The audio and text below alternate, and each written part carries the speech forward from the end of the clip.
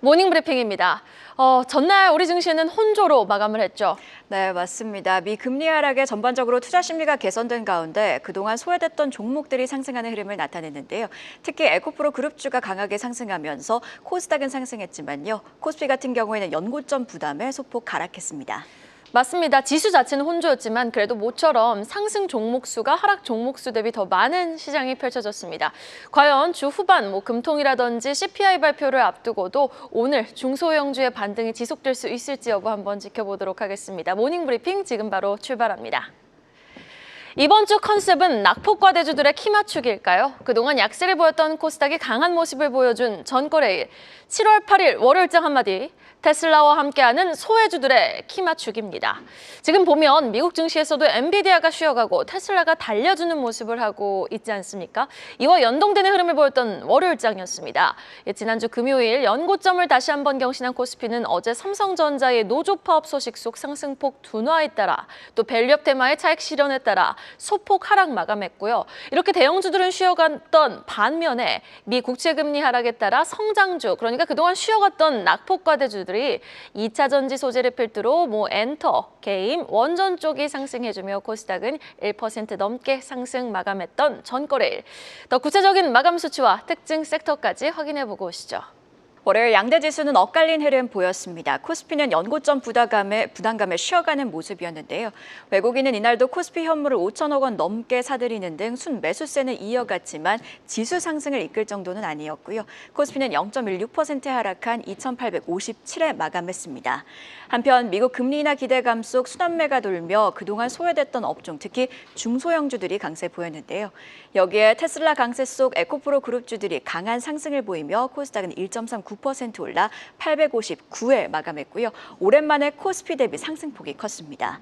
또 특징적으로 지난주와는 다르게 코스피와 코스닥 모두 상승 종목이 하락 종목 수보다 더 많았는데요. 자, 그럼 바로 이어서 이날 특징적으로 움직였던 섹터도 함께 체크해 보겠습니다. 먼저 K푸드, 그중에서도 수산주들의 상승폭이 눈에 띕니다. 냉동김밥 수출이 호조를 보이고 있는 가운데 하나증권은 사조 대림과 관련해 펀더멘탈 대비 저평가됐다는 분석을 내놨고요. 이에 사조 시푸드 사조 대림은 상한가 기록했습니다. 이외에도 초전도체 관련주들이 오랜만에 반등했습니다. 장기간 약세를 보였다 보니 기업 가치 대비 낙폭이 과대했다는 인식이 퍼졌고요. 이에 매수세가 유입됐습니다. 따라서 CCS는 18%, 신성 델타테크는 8% 강세 보였습니다. 뿐만 아니라 어제 효성중공업은 장 시작 전 노르웨이 송전청과 수주 계약을 체결했다고 밝혔습니다. 총 3,300억 원 규모의 420kV 초고압 변압기를 공급하기로 했는데요. 이에 6% 상승했으며 전력설비, 전선 관련주들은 빨간불 켜냈습니다. 자, 그럼 이외에도 어떤 섹터가 시장을 움직였는지도 자세히 살펴보시죠. 자, 이렇게 코스피는 2,800포인트대 안착 이후 숨고르기를 보였고요. 코스닥은 4거래일 연속 상승하며 860포인트에 근접했던 월요일장. 자, 그럼 오늘은요. 한동안 이슈가 끊이지 않고 지속된다. 전기 먹는 하마. AI에 없어서는 안 될 전력 수급처, 바로 원자력 발전 섹터 자세히 톱어보겠습니다. 국내 원전주 지난주 후반부터 반등을 모색하는 모습이 포착이 됐죠. 사실 뉴욕 증시에 상장된 원전주 이 뉴스케일 파워 티커명마저 SMR인 이 기업의 주가는요. 올해 초부터 쭉 우상향을 그리며 완만한 상승 곡선을 그리고 있는데 반해 국내 관련주들의 흐름은 아쉬운 게 사실이었습니다. 그런데요. 지난주 후반부터 원전주에는 에너지가 살살 모이더니 어제는 아주 강한 에너지를 뿜어냈습니다. 과연 이 같은 에너지가 함의하는 바가 무엇인지, 또 전날의 상승 배경을 통해 우리는 하반기 원전주가 확실한 고공행진을 이어갈 수 있을지 여부에 대해 고민해보고자 합니다. 다음 페이지 보시죠. 어제 원전주 급등을 견인했던 가장 큰 배경 하나씩 확인해 볼 텐데요. 먼저 첫 번째 배경은 체코 원전 입찰 결과라는 이벤트 기대감 때문이었습니다. 체코에서 30조 원 규모의 원전 건설 사업 수주를 위해 우리 팀코리아, 한국수력원자력, 한국전력기술, 두산에너빌리티, 대우건설 이렇게 넷이 손을 잡고 심혈을 기울이지 않았습니까? 두산그룹 박정원 회장, 대우건설 백정환 대표 모두 직접 체코를 방문할 정도로 현재 대구지에서 원전건설 포럼을 주관할 정도로 정말 신경을 많이 썼습니다. 그리고 결정적으로 경쟁사인 프랑스 원전 업체 EDF라는 곳이 제시한 가격보다 우리 팀코리아 대한민국의 원전이 아주 월등히 싸다는 거죠. 가격은 프랑스 원전 대비 거의 절반 수준으로 저렴하고요. 바라카 원전에서 적기 시공 능력을 발휘한 바 있지 않습니까? 싸고 잘 만드는데 시간 약속까지 철저하다? 뭘 더 바랍니까? 이렇게 경쟁력이 뛰어나다 보니 최종 선정 가능성이 높다는 분석이 체코 현지 언론에서도 나온 바 있었는데요. 그런데 그 결과가 우선 협상 대상자 선정 결과가 오는 7월 빠르면 이번 주 안에 발표가 될 수 있다는 기대감 속 관련주들이 전거래일 에너지를 아주 강하게 분출했던 거죠. 그런데 사실 진짜 수주를 할 수 있을지 여부는요, 뚜껑을 열어봐야 아는 겁니다. 여러분 작년 원전 이슈 기억나십니까? 지난해 폴란드 원전 수주전에서도 한수원이 가격 경쟁력, 적기 시공 능력에 앞선다는 여론이 우세했었는데 정작 선정이 된 곳은 미국 웨스팅하우스였습니다. 물론 이번 체코 수주권은 그때와는 또 스토리가 많이 다르긴 하지만 결과는 뚜껑을 열어봐야만 안다는 거죠. 사실 한수원이 가격 경쟁력에선 확실히 앞서더라도 체코 정부가 정치적, 외교적인 이유로 프랑스 원전 업체 EDF의 손을 들어줄 가능성도 언급이 되고 있기 때문입니다. 그래서 이번 윤석열 대통령이 참석하는 나토 정상회의에 더욱더 이목이 쏠리고 있는 거죠. 다음 페이지 보겠습니다. 윤석열 대통령 이번 회의 참석을 통해 나토 회원국 정상들과 잇따라 양자회담을 갖는데요. 체코, 스웨덴, 핀란드, 노르웨이 등 이 5개 이상의 회원국 정상과 회담을 갖고 각종 현안을 논의하게 됩니다. 이 자리에서 체코 원전 수주전에서 아주 열심히 뛰고 있는 한수원에 정부가 힘을 실어줄 거란 기대감까지 더해지면서 전거래일 관련주들이 아주 에너지를 뿜어냈었던 거죠. 그런데 여기서 중요한 포인트는요. 사실 대한민국 원전이 가성비도 좋고 완공기일도 잘 지킨다는 건 아마 업계 사람들, 전 세계 업계 사람들 다 잘 알고 있을 겁니다. 그런데 이 원전 사업은요. 저도 공부를 하면서 이번에 처음 알았습니다. 단순히 잘하고 못하고 이 1차원적인 기준으로 평가를 받는 사업만은 아니더라고요. 싸고 빠르게 짓는 게 다가 아니라는 거죠. 이유인즉슨 원전은 짓는 순간 그 국가의 약점이 되기 때문에 고로 이를 위한 국방 그리고 적국의 침공을 막기 위한 글로벌 정치 또 수십 년간 발생한 이자 비용 관련 금융 등 아주 다양한 요소가 복합적으로 평가되기 때문에 대한민국 원전이 아무리 가성비가 좋다고 해도 정치적 안보적 뒷배가 든든하지 않다는 점이 글로벌 수주전의 결정적인 발목을 붙잡을 수 있다는 거죠. 그런데요, 그 뒷배가 부족한 대한민국 원전 수출에 날개가 달릴 만한 뉴스가 하나 나와줍니다. 다음 페이지 볼까요? 바로 어제 오후 2시 한 언론사의 보도를 통해 알려진 내용인데요.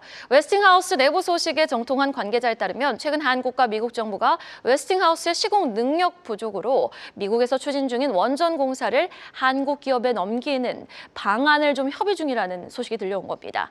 미국 사우스캐롤라이나주의 썸머 원전 E351을 건설 중이었던 웨스팅하우스, 이 썸머 원전이 수차례 지연된 끝에 중단된 상태였는데 웨스팅하우스가 해당 원전용으로 만들고 있었던 원자로, 터빈 같은 주기기를 이제 당장 쓸 일이 없으니 남겨놨다가 수출할 때 쓰려고 했는데 이 기기들이 지금 두산 에너빌리티에서 제작을 해 보관을 하고 있다는 겁니다. 업계선 세계 최대 원전 기업인 미국 웨스팅하우스와 한국 간의 관계 개선은 물론이고요. 한국 기업의 미국 내 원전 건설 사업 수주 가능성에도 청신호가 켜졌다는 평가를 조심스럽게 내놓고 있습니다. 자, 이 부분에 대한 더 정확한 팩트체크는 더 많은 취재와 보도를 통해 추후 알려지겠지만 그래도 확실한 건 전기 먹는 하마 AI 시대 도래에 따라 또 두 후보 모두 원전 확대를 공약으로 내세우고 있는 미국 대선 일정에 따라서도 원전에 대한 기대감은 확실히 살아있다는 부분이겠죠. 관련주 흐름까지 정리해 보겠습니다. 먼저 대장주 두산에너빌리티입니다. 원자력 발전소 핵심 기기의 일괄 생산이 가능한 세계에서 몇 안 되는 기업 중 하나이자 국내 유일 기업입니다. 주가는요, 전날 7.4% 급등 마감했습니다. 한전 기술도 볼까요? 세계 유일 원자로 개통 설계와 원전 종합 설계를 모두 수행할 수 있는 경쟁력을 갖추고 있어 두산과 원전 수주를 함께 진행하고 있습니다. 주가는요, 어제 6% 넘게 상승 마감했습니다. 우드엔텍도 볼까요? 원자력 화력 발전에 들어가는 계측 제어 장비 전문 업체입니다. 발전소 안에서 압력이라든지 온도 측정하는 계측기의 유지 보수나 점검을 하는 장비다라고 생각하시면 되겠습니다. 전날 주가 7% 넘게 올랐네요. 마지막으로 BHI입니다. 국내 최대 발전기용 배열 회수 보일러 제작 업체로 두산에너빌리티에 이를 공급하고 있는 기업입니다. 주가는 4거래일 연속 양봉을 그려내며 전날은 4% 상승 마감했습니다. 자, 전기가 미래가 되고 안보가 되는 세상, 그리고 늘상 수출의 발목을 붙잡고 있었던 고질적인 문제에도 숨통이 트일 수 있는 시점, 우리는 그 어느 때보다 원전에 대한 관심도가 높아지고 있습니다. 계속해서 주요 공시와 일정까지 확인해보고 오시죠. 어제 장 마감 후에 나온 공시도 함께 살펴보도록 하겠습니다. 먼저 GS글로벌은 종속회사인 GS엔텍이 2,140억 원 규모의 해상풍력 하부 구조물 제작 관련 기계 설비를 취득했다고 공시했습니다. 이외에도 S레저 브랜드 제시믹스를 보유한 브랜드엑스 코퍼레이션은 분기 배당으로 한 주당 60원을 현금 배당한다고 공시했고요. 배당금 지급 예정일은 오는 25일입니다. 마지막으로 AS텍은 600억 원 규모의 신규 시설 투자에 나선다고 밝혔는데요. 사업 확장에 따른 제조시설 신축 공사라고 전했으며 이에 시간을 거래해서 8% 올랐습니다. 그럼 바로 이어서 오늘의 주요 일정입니다. 삼성전자는 오늘 코엑스에서 삼성 파운드리 포럼을 개최합니다. 텔레치스 어보브 반도체, 리벨리온이 연설에 나설 것으로 보이고요. AI 반도체 그리고 파운드리와 관련해 어떤 이야기들이 나올지 관심이 쏠리고 있습니다. 한편 쌍용 CNE는 오늘 상장 폐지되며 50년 만에 코스피 시장을 떠나게 됩니다. 마지막으로 검찰은 카카오 창업자죠. 김범수 경영쇄신 위원장 소환 조사를 진행하게 됩니다. 작년 2월 SM 경영권 인수와 관련해 시세 조작 혐의가 있는지 살펴볼 예정입니다. 이렇게 공시와 일정까지도 체크해봤습니다. 밤사이 뉴욕 증시에서는 AI 반도체 관련주들의 반등이 포착됐죠. 엔비디아도 올라줬고요. 브로드컴도 2.5% 상승 마감. 필라델피아 반도체 지수는 1.9%까지 오르면서 거래를 마쳤습니다. 애플도 5거래일 연속 상승 마감에 성공하면서 25거래일 만에 시총 1위 자란 탈환에 성공해줬는데요. 과연 전날에 낙폭 과대주, 그러니까 소외주들의 반란 현상은 1일 천하에 그칠지, 오늘 다시금 주도주들의 반란이 이어질지 여부 주목해 보시면서 시장 대응 잘해보시면 좋겠습니다. 여러분, 오늘도 부자 되세요. 모닝 브리핑이었습니다. 계속해서 다양한 경제 이슈를 알고 싶다면 구독과 좋아요, 알림 설정 부탁드립니다. AI 캐스터 권미정이었습니다.